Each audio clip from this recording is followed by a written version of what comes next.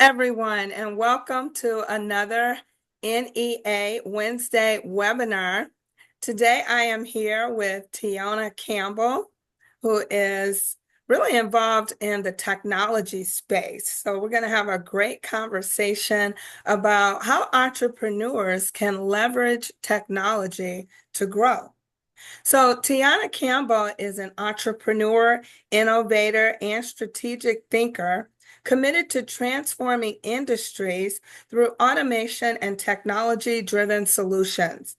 As the founder of Global Mechanized Solutions LLC, Automated Pet Enclosure Technology Company LLC, and Remember Me Digital Obituaries LLC, she blends technical expertise with business acumen to develop cutting-edge automation systems, digital memorization tools, and international business partnerships. So welcome, Tiona, and thank you for joining me today. Thank you for having me today, ZaLonya. I definitely appreciate it. Yes, this is going to be a great conversation.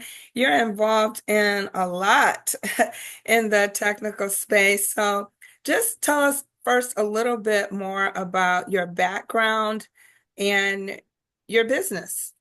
All right, yeah, no problem. So, a little bit about me. I've always been a technical girl ever since I've been a child. I've always tinkered with things. I've always took things apart. At a very young age, my mother and father put me in right off technical career academy. I was about 10 years old, and that's kind of where I kind of got my feel to learn how to do a little bit of electronics and learn how to do soldering and build small computers and AM radios. And that kind of really sparked my interest. I never really left the industry. So in high school, I started with a career program with Detroit Edison, and where I kind of learned how to do a lot of the CAD drawings and understanding restoration processes when after storms.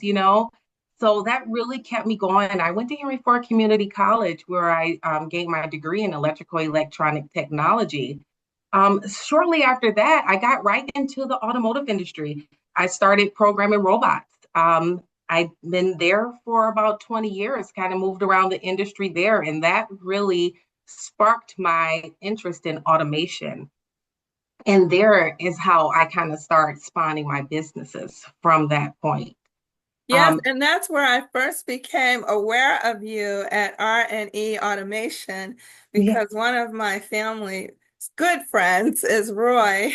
So, Yes, and yes. is that where you program robots? That is exactly where I program robots. That's where I got a lot of the bulk of my experience. And thanks to Roy and Arnie Automated, they really believed in me as a person. So they really let me explore and learn new things as I wanted to. So I went from robot programming to learning how to do hardware controls engineering and learning how to do software programmable logic control engineering as well too. Wow, that's Mhm. amazing. And I Thank have you. to think that you were probably one of few women in that space. Can you talk about that a little bit? How you navigated that industry being, one of the only women? Yeah, sometimes you are faced with difficulties because sometimes you do deal with the adversities, the stereotypes, and things of that nature that kind of plagues us as women. I just always kind of I never wear my heart on my sleeve. I always kept confidence in knowing who I am. And I enjoyed the industry so much that I really drowned out the noise. So the best thing for me was to do was just to believe in myself and know that I can, no matter any kind of negativity that was spewed at me. Wow, that's a great Mhm, strategy. Know mhm, what you're capable of, know who you are. And I mhm. think just focus on the task at hand. You mentioned that you worked at Detroit Edison. I used to work there too when I was in Really? school. Yes. And Nice. I was on the telephone in customer service. So when your Nice. power went out, I was the person that would answer the phone. And I remember a man called and I answered the phone and he said, let me talk to a man. Gosh. Yes. Yes, yes. And I can imagine, and I definitely do understand that, because one time I was programming robots. And I like to take my time. I like to be very thorough. I'm a very detail-oriented person. And I like to run through my programs maybe 2 or 3 times, but not a lot. So I take it slow to make sure that I'm accurate. And I had the managers at the plant that I was working at the time actually pull me off the robots and told me that I program like a woman. Wow. And he told me I moved too slow and it's not going to get anything done. So they did. They replaced me with a man, right? And he knocked the whole overhead cable tray off, moving the robot too fast. So they called me back. See? Yeah, you just have Yeah. to show them. Yeah, like I said, just keeping confident, and just keeping it business and professional and never wearing your heart on your sleeve and never taking anything to heart, understanding who you are and keeping it business, and you'll definitely thrive in this industry, no matter who you are. All right, awesome. So I'm fascinated by all three of your businesses, but the one that interests me the most, the dog house. I'm Mhm. a dog lover, so you Nice. have a really innovative spin on dog houses. Can you just tell us about that? Yes, no problem. I actually have a patent pending process going right now that is totally innovative when it comes to pet enclosures. Because I don't just focus on doghouse, because I am an all-around pet lover. So I really focus on the busy owner or the owner who may be disabled in a way where they are not able to take care of their pets. The units will be able to take care of them for them. So the units that I'm speaking of, and if we just speak in particularly of a doghouse, these units here, they're automated, right? Because I love automation so much. They have the ability to run heat, run air, heated floors, surveillance systems, cameras inside, outside, speaker systems, um, lights, entryway control, food control, water control, everything that you need is to take care of your pet. In the event that someone's working long hours, in the event that someone is away for the weekend, a weekend vacationer, or, like I mentioned, someone who has a service animal who may be disabled themselves, where the service animal is taking care of them, my units will take care of the service animal. Awesome. Wow, Mhm. that sounds incredible. I want to live in there myself. Thank you. So, are they affordable? Is it something the everyday dog lover can afford? Yes, I believe so, especially the dog owner that pays for services like daycare systems or maybe dog sitters or things of that nature. These units here will definitely cut the cost if you think about the long-term running cost of constantly paying for dog sitters or daycare. Yeah, this my units are very much so affordable. Now the prices do vary according to functionality, but I definitely try to fit the customer needs and definitely try to help them with any kind of pricing that price points that they're trying to reach. Okay, amazing. So, what I really want to jump into now that we have understanding of your background and how you got started in Mhm. technology, entrepreneurs can really benefit from automating their services because we know statistically about 62% of entrepreneurs work alone. The Mhm. majority work in small teams. So figuring out how to automate your systems can be really beneficial. So can you just give advice on how you start to do that, especially if you're not a techie and you're kind of intimidated by technology?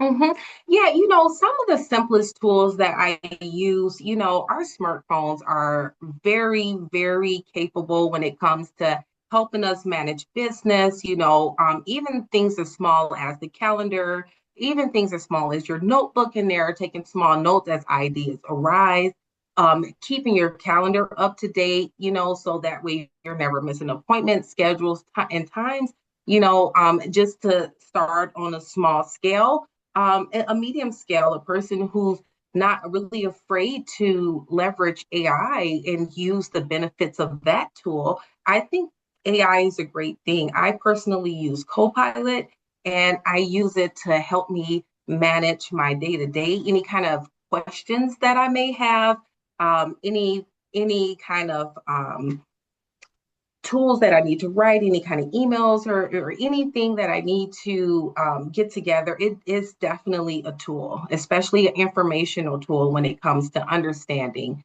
certain things that you may not. Yes. So Mm-hmm, with regard to the AI, that was my next question mm-hmm, because, everywhere we look these days, we're hearing about AI. Even if you just go on Google, the AI box pops up, and I'm seeing this everywhere now. So what other things can AI do besides being an informational tool or a proofreader? Because I'm hearing entrepreneurs mm-hmm, talk about they're using it as an assistant, an administrative assistant. Can you talk mm-hmm. about that a little?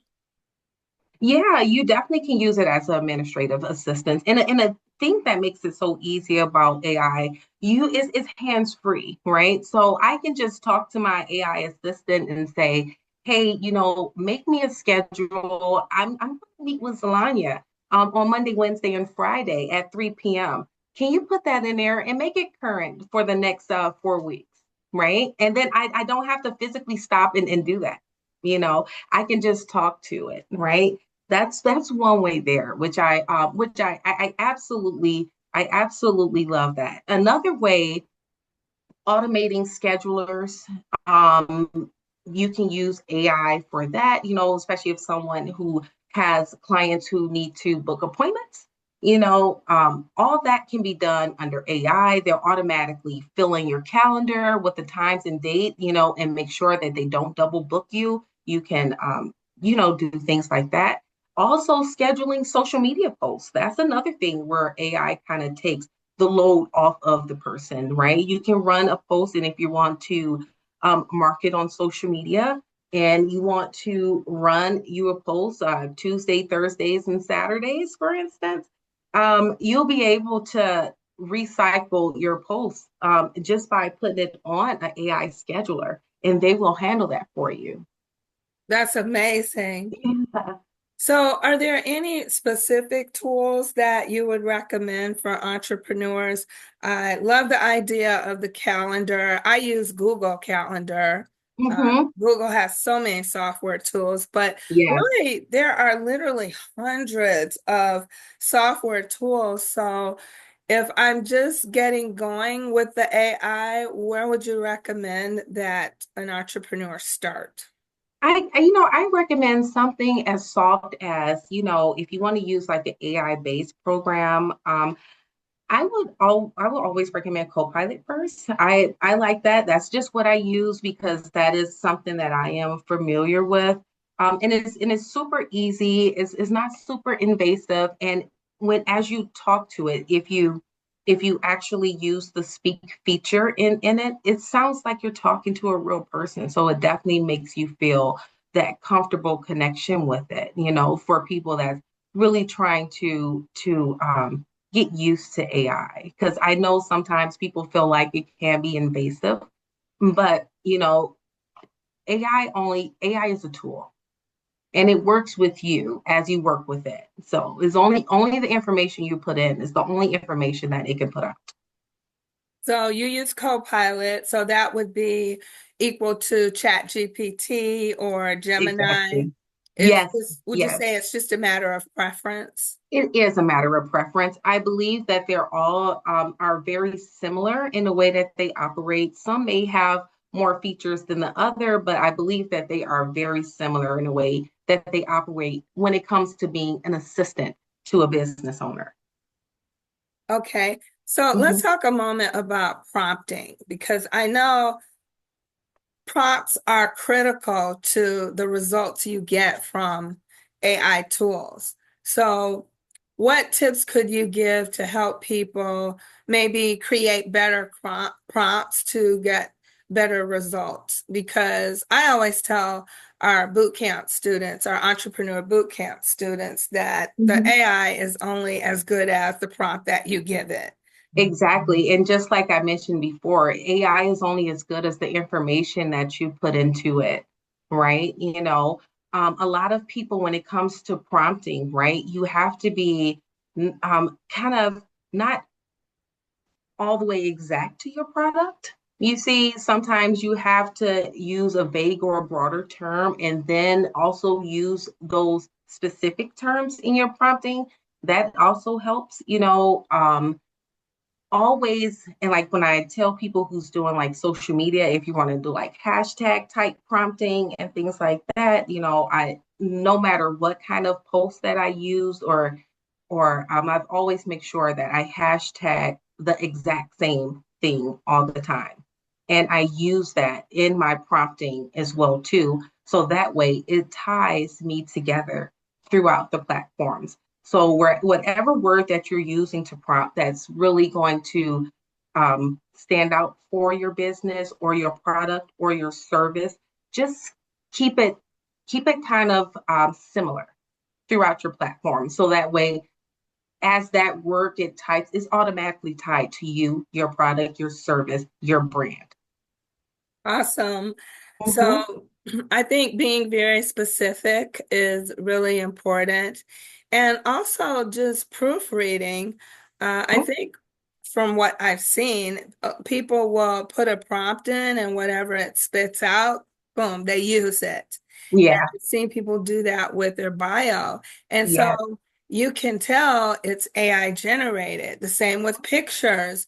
Mm-hmm. Often you can tell they're AI generated. Maybe people aren't proofreading, and you'll see a person with six fingers. Or I remember I created a picture of a woman in a boardroom, and it came Mm-hmm. out where she was standing on top of the boardroom table. So it's a robot, right? It's just Yeah, following exactly. instructions the best way Exactly. that it can, and Yeah. sometimes it comes out crazy.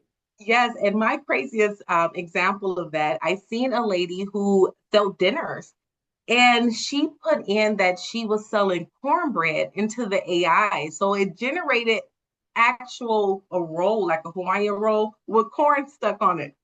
Oh my goodness.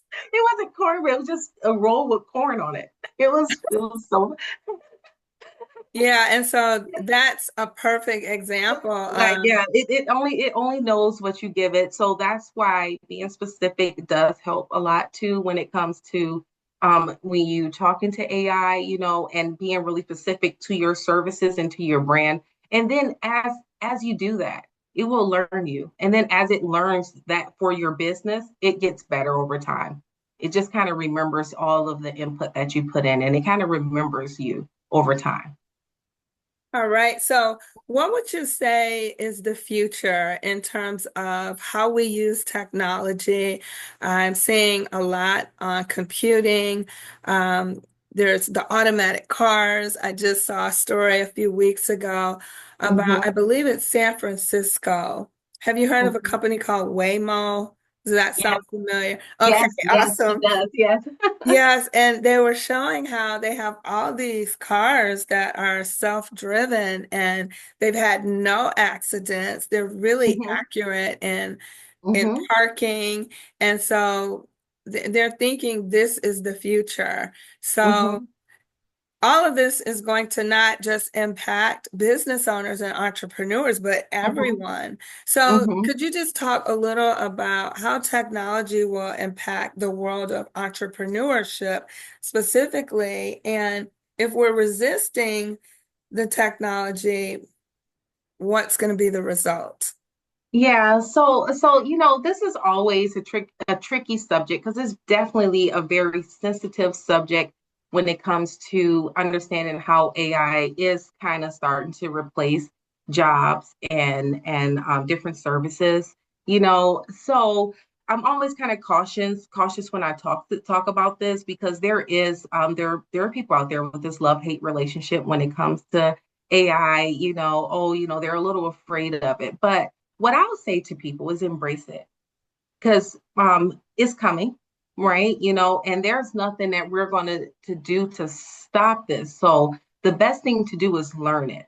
Learn how you can benefit from it, learn how to use it, learn how to program it. Learn it, and then therefore it won't take the job. See, um, a lot of the jobs like the taxi drivers or maybe like you see at the grocery stores where they're having the self checkouts and everything, those jobs are going. But the new jobs that are coming in are the jobs to repair those, the jobs to maintenance them, the jobs to program them.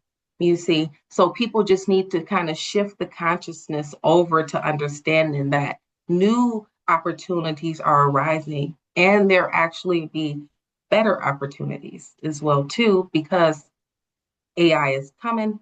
You know, you will never be out of work. Yes, Yeah. all amazing points. Mm-hmm. So I've heard that conversation too about AI taking jobs away. But what I've Mm-hmm. also heard is that AI will create jobs. So it's it's just that the jobs will be different. Like you said, Exactly. maybe repairing Mm-hmm. AI tools. So, Mm-hmm. what about coaching and training? If I'm an entrepreneur and I'm not sure what I'm doing, what would you recommend? Are you seeing a lot of like one-on-one coaching or courses happening? Where can people get the skills they need in technology? I definitely believe coaching. I definitely believe in entrepreneur programs like what you offer at the NEA. You know, where people can really gain the confidence to not be afraid to step out to see how AI is very beneficial when it comes to business and it's very cost saving as well too. Yes, so Mm-hmm. we have a 9-week entrepreneur boot camp, which Mm-hmm. you've been through. I have. And there is a tech module, so you do Mm-hmm. get 1 week of Mm-hmm. technology. Mm-hmm. But I've seen several AI courses out there, and the AI Yeah. trainers that we bring in also Mm-hmm. Mm-hmm. offer one-on-one coaching. So the training is definitely out there. I'm seeing a Mm-hmm. lot of training now for people over 40 because the young people are growing up with this in the schools. So they're Mm-hmm. getting this training and They are. information. So I Mm-hmm. do, before we get out of here, want to talk about the other two businesses that you Okay. have. So I know that you work with engineers internationally. Tell Yes. us what that work is about. Yeah, so that company is called Global Mechanized Solutions. And what I do there is I provide engineering services to companies here that are maybe lacking engineers. They're lacking. See, one thing about America is right now, a lot of the kids are not going into this type of automation.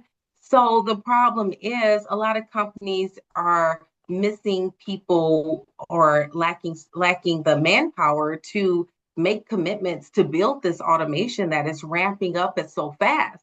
So what my company does is I provide engineers for that gap. My engineers are employed over in India, Ireland, and what I do is as I receive in work from companies that needs the engineering services, maybe to build a machine conveyor systems or even a full automation system, I kind of run over the specs, make sure customer specifications are met. I send them over to my counterparts, they engineer them, and then I give them back to my happy customers. Amazing. Mhm. Mhm. So Thank this you. is really a wave coming as well, working Mhm. across seas with people from Asia and India and different Mhm. countries. And I literally get contacted every week by a different VA firm asking Mhm. if I need help, if I need assistance. And Yes. when we call our credit card company or our banker or whatever for customer service, often those individuals are in a different country. Mm-hmm. Mm-hmm. Because that's what technology is bringing us to at this point, right?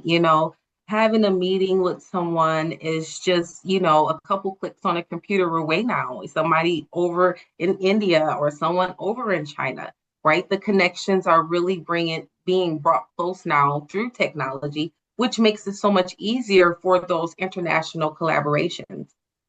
So this is another way that entrepreneurs can take advantage of the technology. Look at hiring someone perhaps from Asia or another country where the rate is more affordable and you can work with Exactly. them virtually through Zoom and other means using the technology. So you also have an obituary company. Is it So, digital obituaries? This is so really interesting. Yeah, so this is a different spin to obituary. So the name of the company is called Remember Me Digital Obituaries. And what that is I create autobiographical type obituaries in a slideshow format that are in chronological order that's going to tell the person's complete life story that includes pictures, it includes videos, it includes voice notes, it includes tributes from loved ones. It can even include tributes from the person in hospice or in end of life center if they would like to include that as well, because I do also market to those centers as well too. And what I do is I take that slideshow and I place it onto a stainless steel QR code, laser etch QR code plaque, a stainless steel plaque that's laser etched with a QR code. And it goes onto mausoleums, urns, tombstones, memorial benches, or wherever you like. And that QR code actually scans back to that obituary. Wow. What Yeah. made you think of that idea? So I actually was tasked with when my husband's aunt passed away, I was actually tasked with doing a slideshow. So at that time, as I got all the family pictures in, and because I know who the family is, I really arranged it in this order, and added nice tributes and everything to it, put some nice music behind it, and everyone loved it, right?